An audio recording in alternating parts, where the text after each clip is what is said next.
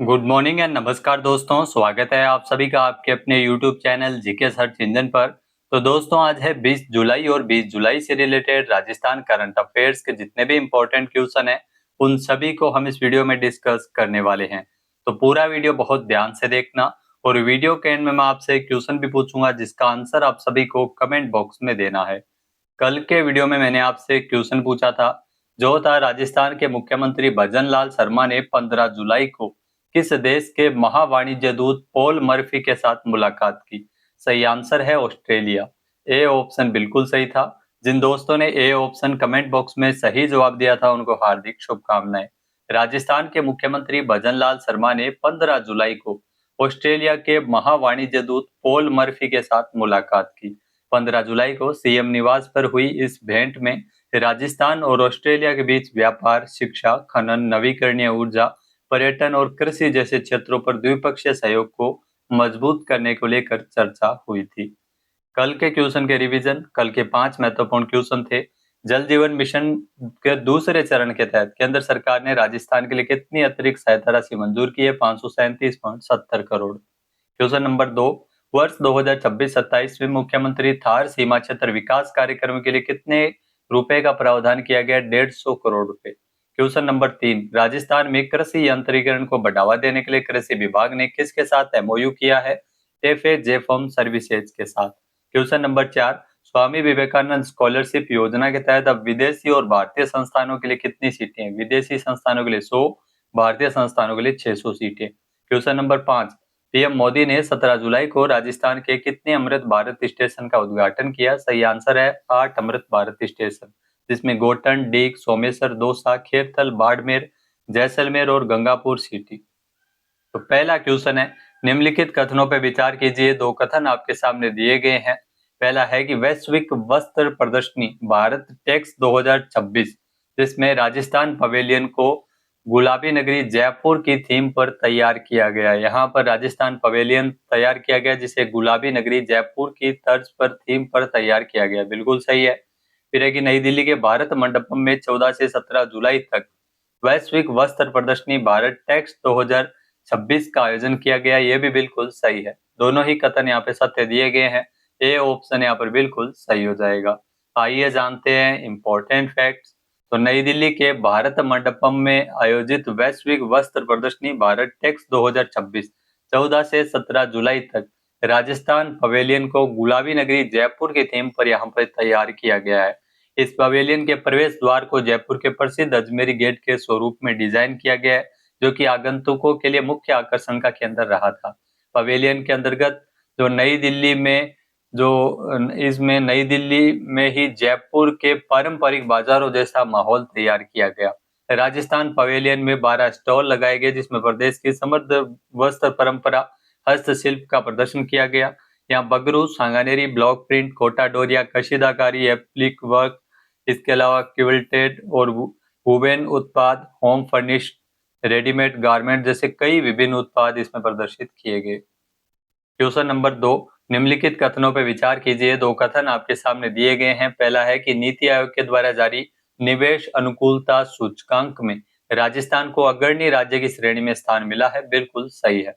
फिर है कि समग्र रैंकिंग में देश भर में राज्य है वो 10वें स्थान पे राजस्थान रहा है। बड़े राज्यों में राजस्थान का 8वां स्थान है, ये भी आपको ध्यान में रखना है।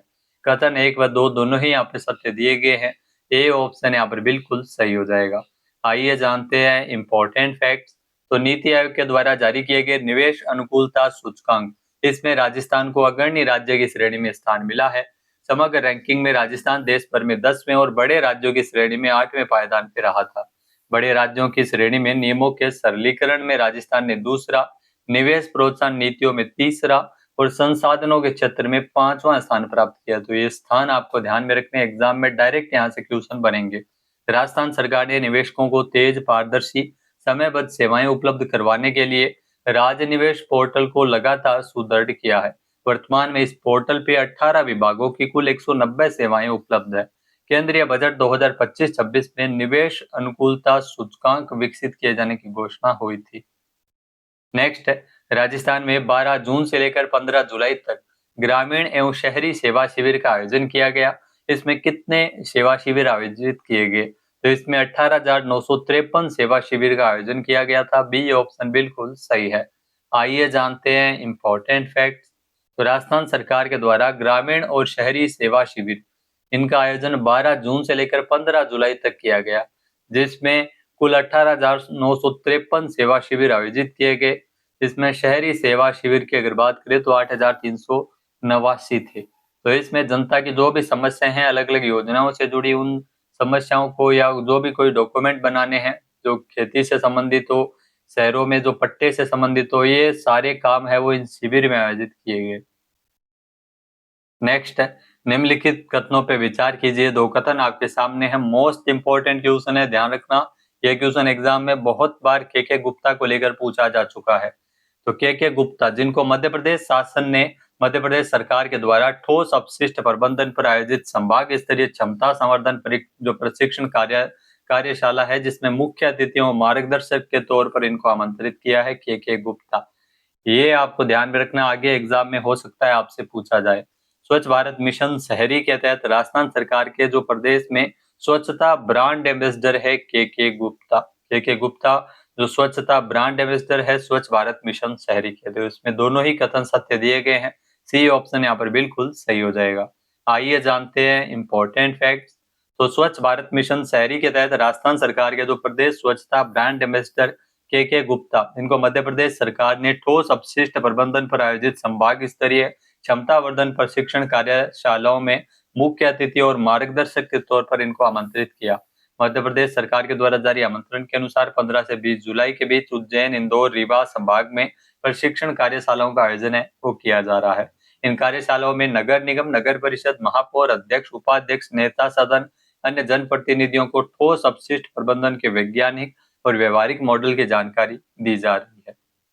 नेक्स्ट है, पर्यावरण संरक्षण एवं वन्य जीव संरक्षण के प्रति ग्रामीणों को जागरूक करने के लिए सरकार ने साल 2024-25 की बजट घोषणा में कौन सी योजना है वो लागू किए जाने की घोषणा की गई थी। तो ये ध्यान रखना, इसमें जो योजना है वन मित्र योजना ये लागू की जा रही है। सी ऑप्शन यहाँ पर बिल्कुल सही है।